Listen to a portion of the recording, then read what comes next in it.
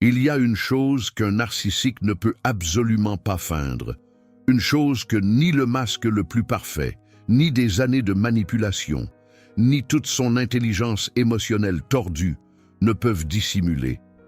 Carl Jung l'a identifié avec une précision qui laisse encore aujourd'hui sans voix les psychologues qui étudient son œuvre.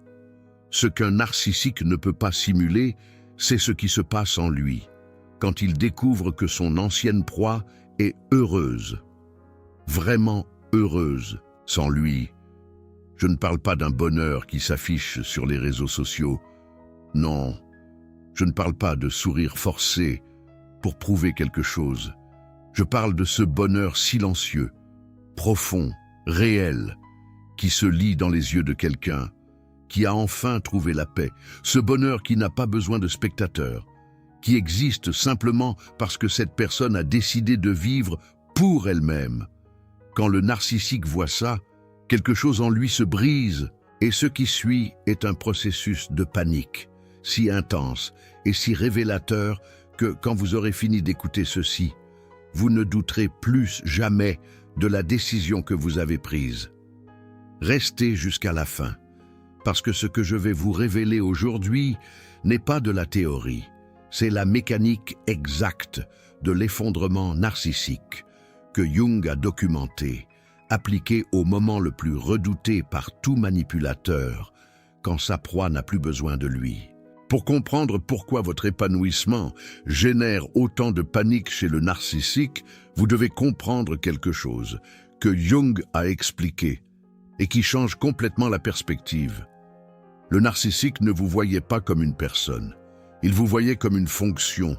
Jung utilisait le terme « source narcissique » pour décrire ce que vous représentiez pour lui.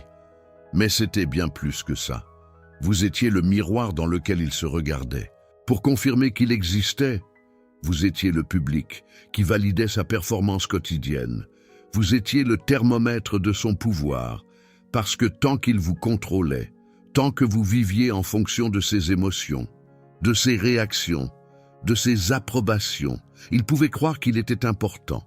Jung appelait cela l'identification avec la persona. La persona est le masque que nous montrons au monde. Nous en avons tous une. Mais dans le cas du narcissique, la persona n'est pas un masque que l'on met et que l'on enlève. C'est la seule identité qu'il possède. Derrière elle, il n'y a pas de soi développé, il n'y a pas d'essence propre. Il y a un vide qu'il a évité de regarder toute sa vie. Et ce vide se nourrissait de vous. Maintenant, imaginez ce qui se passe quand le narcissique regarde là où vous étiez et, au lieu de trouver de la douleur, au lieu de trouver de la dépendance, au lieu de trouver une personne brisée, attendant qu'il la répare, il trouve quelqu'un qui sourit, quelqu'un qui ne pleure plus la nuit, quelqu'un qui dort en paix, quelqu'un qui rit avec de nouveaux amis, quelqu'un qui a découvert des passions qu'il lui interdisait, quelqu'un qui brille d'une lumière qu'il n'avait jamais vue auparavant parce qu'il s'est toujours chargé de l'éteindre.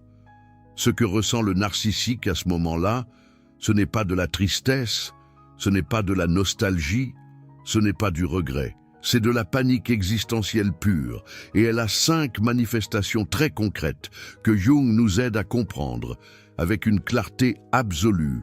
La première manifestation de la panique narcissique est ce que Jung appellerait l'effondrement du récit.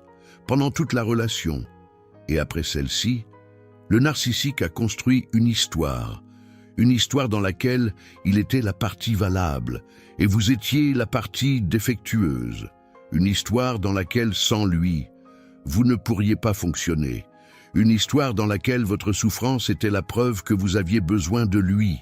Toute son identité dépend de la véracité de cette histoire, et votre épanouissement détruit cette histoire depuis les fondations, sans violence, sans cri, sans confrontation, simplement en existant, simplement en vivant bien. Votre vie paisible est un miroir qui lui renvoie une image qu'il ne peut pas maquiller. Parce que si vous êtes heureux sans lui, alors ce n'était pas vous la personne défectueuse. Si vous fonctionnez parfaitement sans sa présence, alors ce n'était pas vous celle qui avait besoin d'être sauvée. Si vous pouvez sourire, avancer, créer, aimer, vivre pleinement sans qu'il soit là. Alors tout le récit qu'il a construit était un mensonge. Et cela signifie que le défectueux a toujours été lui. Et c'est la conclusion que son ego ne peut tolérer en aucune circonstance. Jung expliquait que l'ego narcissique fonctionne comme une forteresse construite sur le sable. De l'extérieur, elle paraît imposante, solide, impénétrable. Mais son fondement est le mensonge. Et quand la vérité apparaît, quand la réalité contredit le récit, toute la structure tremble. Votre épanouissement est cette vérité. Votre paix est cette réalité. Et chaque jour que vous vivez bien sans lui est un tremblement de terre silencieux qui secoue cette fausse forteresse. Mais attendez, parce que la deuxième manifestation est celle qui va vraiment vous ouvrir les yeux sur des comportements que vous avez probablement remarqués, sans comprendre ce qu'ils signifiaient. La deuxième manifestation est ce que Jung décrivait comme la surveillance obsessionnelle de la part d'ombre projetée. Quand le narcissique panique face à votre bonheur, il développe un besoin compulsif de vous surveiller. Il vérifie vos réseaux sociaux avec une fréquence maladive. Il interroge des connaissances communes sur vous, toujours avec des excuses banales. Il passe par des endroits où il sait que vous pourriez être. Il cherche le moindre fragment d'information, sur votre nouvelle vie, et il est crucial que vous compreniez ceci. Il ne le fait pas parce que vous lui manquez, il le fait parce qu'il a besoin de trouver une fissure. Il a besoin de trouver un signe que vous n'êtes pas vraiment heureux. Un mauvais jour, une photo sans sourire, une publication mélancolique, n'importe quoi qui lui permette de se dire « Tu vois, sans moi, elle est en train de sombrer ». Parce que trouver cette fissure sauverait son récit, sauverait son ego, lui permettrait de continuer à croire qu'il était essentiel dans votre vie. Jung expliquait que ce comportement est directement lié à ce qu'il appelait la projection de la part d'ombre. La part d'ombre du narcissique contient tout ce qu'il refuse de voir en lui-même, sa faiblesse, sa dépendance, sa terreur de l'abandon, son incapacité d'aimer véritablement. Et il projette tout ça sur vous. Il croit que c'est vous qui êtes faible, dépendante, terrorisée. Alors, quand il vous voit fort, indépendant et en paix, la projection s'effondre. Et sans la projection, il se retrouve face à face avec sa part d'ombre nue. Et c'est quelque chose que le narcissique ne peut simplement pas supporter. Si vous avez déjà remarqué que votre ex-narcissique réapparaissait soudainement dans votre vie, juste au moment où vous étiez au meilleur de votre forme, vous comprenez maintenant pourquoi. Ce n'était pas une coïncidence. C'était la manifestation externe d'une panique interne qu'il ne pouvait pas contrôler. Pensez-y. Vous avez décroché un nouvel emploi et soudain, il vous écrit, après des mois de silence. Vous avez publié une photo en souriant avec des amis. Et soudain, il vous appelle pour vous raconter un problème. Vous avez commencé une nouvelle relation. Et mystérieusement, quelqu'un l'a prévenu. Et maintenant, il veut parler. Chacun de ces moments était la panique narcissique qui s'activait en temps réel. Votre bonheur était l'alarme qui réveillait tout ce qu'il essayait de maintenir endormi. Jung disait que tout ce qui nous irrite chez les autres nous amène à comprendre des choses sur nous-mêmes. Ce qui irrite le narcissique dans ton épanouissement, c'est exactement ce qu'il a besoin de comprendre sur lui-même, qu'il est incapable de le générer par ses propres moyens, qu'il a toujours eu besoin de l'extraire des autres, qu'il a confondu possession et connexion toute sa vie. Et voici la troisième manifestation, qui est la plus dangereuse pour toi si tu ne la reconnais pas à temps. La troisième manifestation de la panique narcissique, c'est ce que j'appelle, en me basant sur l'œuvre de Carl Jung, le sabotage encubierto de la individuation agena. L'individuation est le terme que Carl Jung utilisait pour décrire le processus de devenir qui on est réellement. Et ton processus de reconstruction, ton chemin vers un bonheur authentique, c'est exactement cela.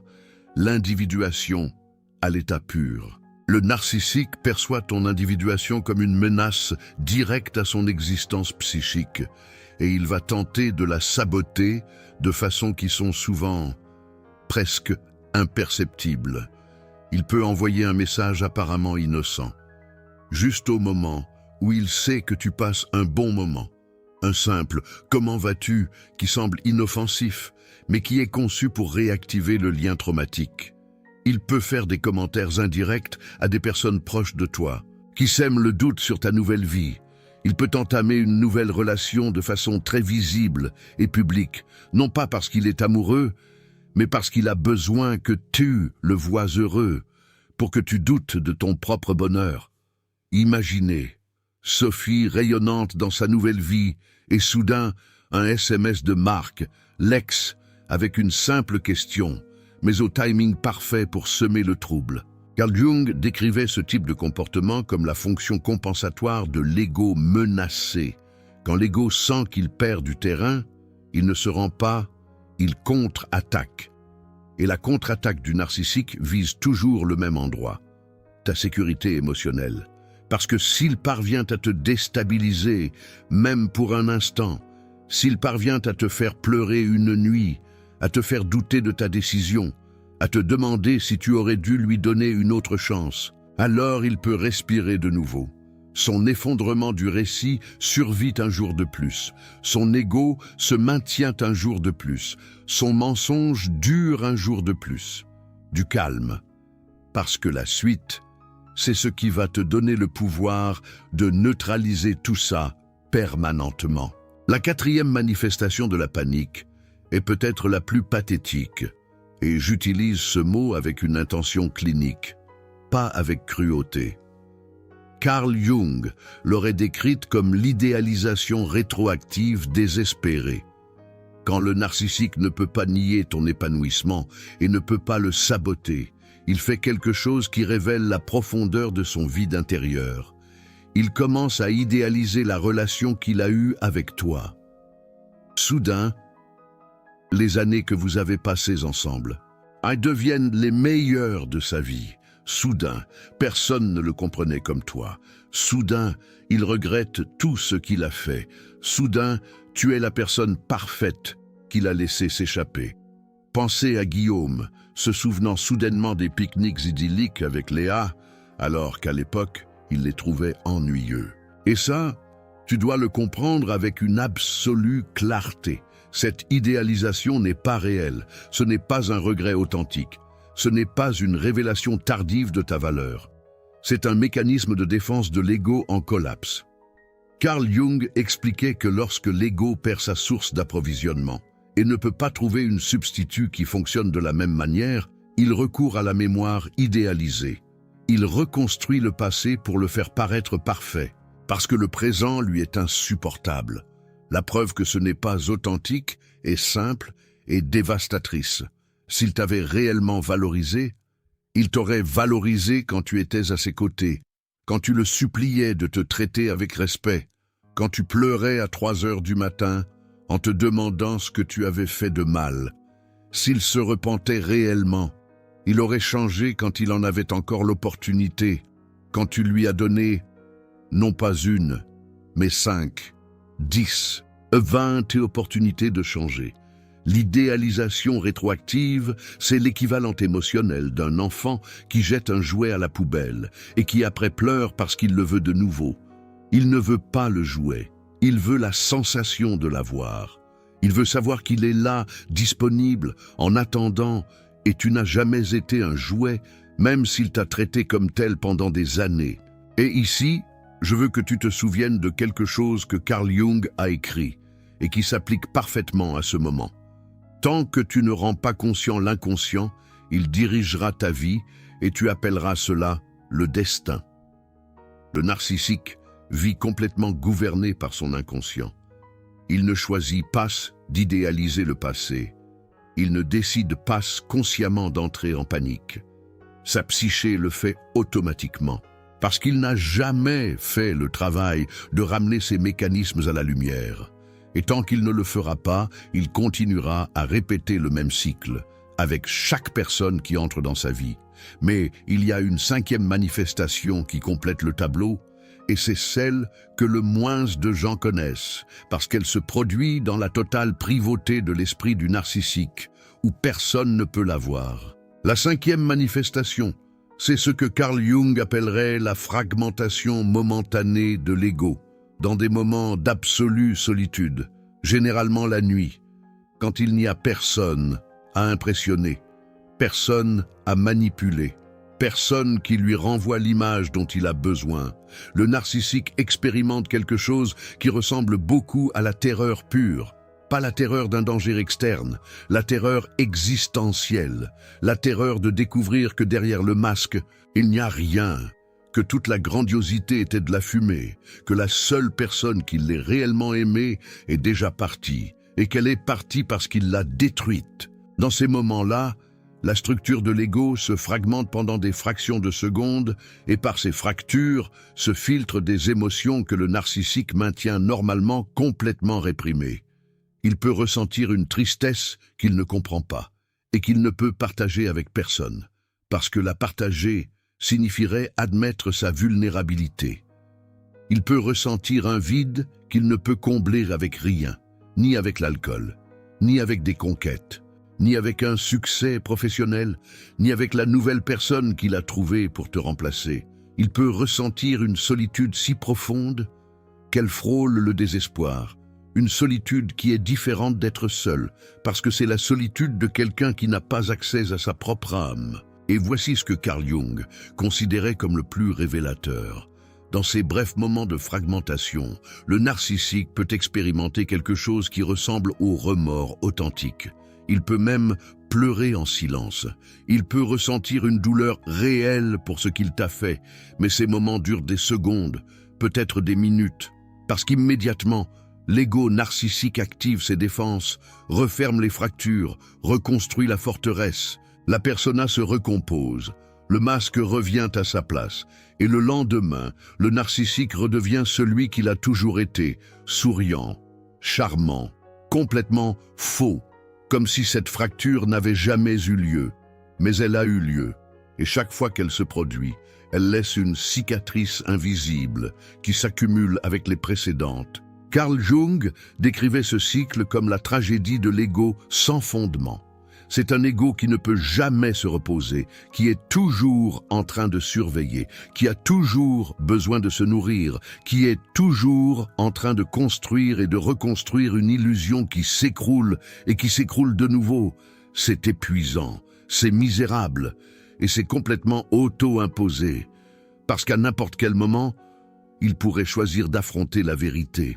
Il pourrait choisir le chemin de l'individuation, il pourrait choisir de grandir, mais il ne le fait pas parce que la vérité lui fait plus peur que la misère. Maintenant, je veux m'adresser spécifiquement à toi, parce que tout ce que je viens de décrire a un but, et ce but, c'est toi. Ta libération, ta compréhension, ton blindage émotionnel permanent. Je ne t'ai pas raconté ces 5 manifestations pour que tu aies pitié de lui. Je ne te les ai pas racontées pour que tu le détestes davantage. Je te les ai racontées pour que tu comprennes, avec la clarté cristalline que seul le savoir procure, que sa panique n'est pas ton problème, et que ton épanouissement n'est pas une arme que tu utilises contre lui. C'est simplement la conséquence naturelle d'avoir choisi la vérité plutôt que le mensonge, d'avoir choisi la croissance plutôt que la stagnation, d'avoir choisi de t'accorder de l'importance, contrairement à quelqu'un qui ne t'a jamais réellement choisi. Si tu écoutes ceci et que tu ressens encore une pointe de quelque chose, de culpabilité, de tristesse, de nostalgie, quand tu penses à lui souffrant, j'ai besoin que tu comprennes quelque chose que Carl Jung a très clairement expliqué.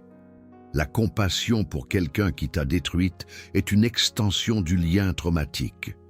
Jung l'expliquait ainsi, le narcissique programme sa proie pour qu'elle se sente responsable de ses émotions. Cette programmation ne disparaît pas quand la relation se termine. Elle reste active comme un programme en arrière-plan. Et quand tu entends qu'il souffre, ou que tu imagines qu'il souffre, ce programme s'active et te dit « Tu devrais faire quelque chose, tu devrais aider, tu devrais te sentir coupable d'être heureuse pendant qu'il souffre. Mais la vérité est la suivante. Sa souffrance n'est pas ta responsabilité. Elle ne l'a jamais été, pas même quand vous étiez ensemble. Il t'a fait croire que c'était le cas parce qu'il avait besoin que tu sois l'administratrice de ses émotions. Il t'a entraîné pour ça jour après jour, année après année. Chaque fois qu'il était de mauvaise humeur, c'était ta faute. Chaque fois que quelque chose tournait mal, c'était ta responsabilité de réparer. Chaque fois qu'il souffrait, ou c'était ton obligation de tout laisser tomber pour le consoler. Cet entraînement a été si efficace que maintenant, même libre, même en sachant ce que tu sais, une partie de toi veut encore prendre soin de lui. Et ce n'est pas de la faiblesse. C'est la marque de la profondeur de la manipulation. Mais le reconnaître est le premier pas pour la désactiver. Carl Jung nous a enseigné que la conscience est l'antidote contre la compulsion. Chaque fois que tu ressens cette culpabilité et que tu la reconnais comme une programmation plutôt que comme une vérité, tu fais un pas de plus vers la liberté totale. Chaque fois que tu te dis « ceci n'est pas à moi », c'est le programme qui l'a installé. Tu désactives un peu plus ce complexe autonome, parce que tu n'es pas né pour gérer le vide émotionnel d'une autre personne. Tu es né pour vivre ta propre vie. Et c'est exactement ce que tu es en train de faire maintenant. Maintenant, je veux faire une pause pour te dire quelque chose d'important. Ce que tu viens d'entendre, cette analyse profonde de ce qui se passe dans la psyché du narcissique quand il te voit heureuse, vient directement d'années d'études de l'œuvre de Carl Jung appliquée au narcissisme. Ce ne sont pas des informations que tu trouves n'importe où. Et il y a une raison pour laquelle des chaînes comme celle-ci sont attaquées, ridiculisées et remises en question. Parce que cette information retire du pouvoir aux manipulateurs. Elle leur retire le mystère. Elle leur retire la capacité d'opérer dans l'obscurité. Et c'est exactement ce qu'ils ne veulent pas. Le super thanks qui apparaît là en bas est ta façon de dire « Continuez à exposer ce qu'ils veulent cacher. Continuez à me donner les outils dont j'ai besoin pour ne plus jamais retomber. » Ce n'est pas une donation. C'est une déclaration que l'information est plus puissante que la manipulation. Et si cette vidéo t'a aidé à comprendre quelque chose qui auparavant t'empêchait de dormir, alors chaque seconde de recherche en valait la peine. Et maintenant, les outils de protection que Carl Jung nous a laissés, parce que savoir ce qui arrive au narcissique, c'est du savoir. Mais savoir comment se protéger, c'est du pouvoir. Le premier outil est la validation interne de ton épanouissement. Carl Jung enseignait qu'un des pièges les plus courants pour les personnes empathiques est de chercher une validation externe pour leurs sentiments. Quand tu es heureuse, mais que tu sens que tu ne devrais pas l'être, tu cherches une permission externe pour un état interne. Et c'est exactement ce que le narcissique exploitait. Il t'a enseigné que tes émotions avaient besoin de son approbation. Rompre ce schéma signifie pratiquer la validation interne. J'ai le droit d'être heureuse. Mon bonheur n'a besoin d'aucune justification. Je n'ai besoin de la permission de personne pour ressentir la paix. Répète ceci jusqu'à ce que tu y crois, parce que c'est la vérité la plus fondamentale qui existe. Le deuxième outil est ce que Carl Jung appelait l'ancrage dans le soi. Le soi est ton centre véritable. C'est la partie de toi qui existait avant lui et qui existera toujours. Quand tu sens que la panique du narcissiste t'atteint, quand ses tentatives de sabotage menacent de te déstabiliser, reviens à ton soi. Demande-toi, qui suis-je en dehors de cette histoire? Qu'est-ce que je veux vraiment? Qu'est-ce qui me fait sentir vivante quand personne ne regarde? Ces questions te ramènent à ton centre. Et depuis ton centre, aucun narcissiste ne peut te toucher. Le troisième outil est la compréhension profonde de la différence entre empathie et responsabilité émotionnelle. Carl Jung a observé que les personnes hautement empathiques ont tendance à confondre le fait de ressentir les émotions des autres avec le fait d'être responsable de ces émotions. Tu peux sentir que le narcissiste souffre sans croire que c'est ton travail de le soulager. Tu peux percevoir sa douleur sans la charger sur tes épaules. L'empathie sans limite et de l'autodestruction. C'est ce qui t'a gardé prisonnière pendant des années. L'empathie avec des limites, en revanche, est un super pouvoir. C'est ce qui te rend forte sans perdre la sensibilité. C'est ce qui te permet d'aimer vraiment sans disparaître à l'intérieur de l'autre. Et le quatrième outil, le plus transformateur, est ce que Carl Jung considérait comme le cadeau caché de toute expérience de souffrance. La capacité de voir ce que les autres ne voient pas. Toi, qui as survécu à un narcissiste, tu as quelque chose que la plupart des personnes n'ont pas. Tu as la capacité de détecter la fausseté en fractions de secondes, de sentir quand quelqu'un construit une persona fausse devant toi, de percevoir la manipulation avant qu'elle ne se matérialise. Cette capacité n'est pas de la paranoïa, c'est de la sagesse acquise à un prix élevé, et c'est ton bouclier le plus puissant. Carl Jung disait « Connais toutes les théories, maîtrise toutes les techniques, mais en touchant une âme humaine, ne sois qu'une autre âme humaine. » Et c'est exactement ce que tu es devenu. Pas une personne amère parce qu'elle a vécu, pas une personne fermée à l'amour, mais une âme humaine qui a appris à distinguer le vrai du faux, le véritable du fabriqué, l'amour réel de l'imitation parfaite. Et il y a un cinquième outil que je ne veux pas manquer de mentionner parce que c'est celui qui clôture tout le processus. Carl Jung l'appelait la synchronicité comme guide. Quand tu es sur le bon chemin, quand ta vie s'aligne avec ton soi véritable, tu commences à remarquer des coïncidences significatives. Tu rencontres la personne appropriée au moment opportun. Une opportunité apparaît juste quand tu en avais besoin. De quelque chose que tu as lu ou entendu répond exactement à la question que tu avais. Jung ne pensait pas que c'était une coïncidence. Il croyait que l'inconscient orchestrait la réalité, d'une manière que l'esprit conscient ne pouvait pas saisir.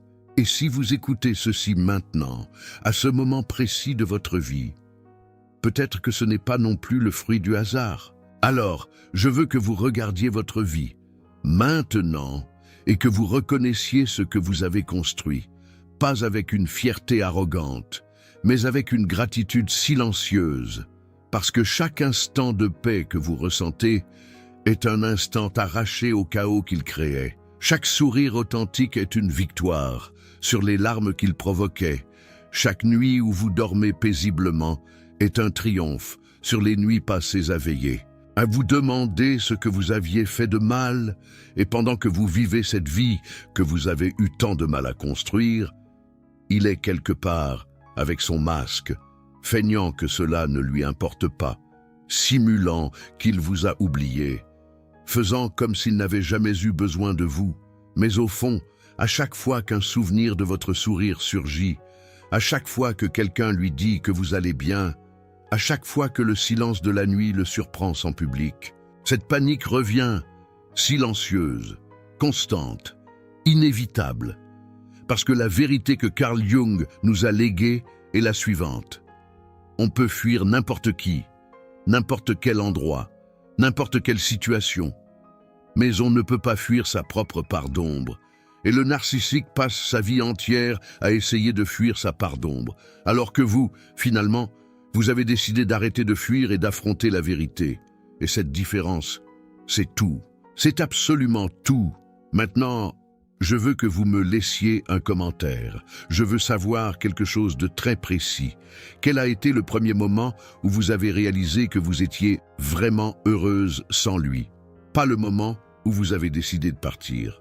Pas le moment où vous avez cessé de pleurer, mais le moment où vous vous êtes surprise à sourire pour une petite chose et où vous vous êtes dit « Ça fait combien de temps que je ne me suis pas senti comme ça ?» Racontez-moi ce moment, parce que ces moments sont la preuve vivante que le narcissique a perdu, et votre histoire peut être l'étincelle qui allumera l'espoir chez quelqu'un qui croit encore que sans lui, elle ne peut pas être heureuse.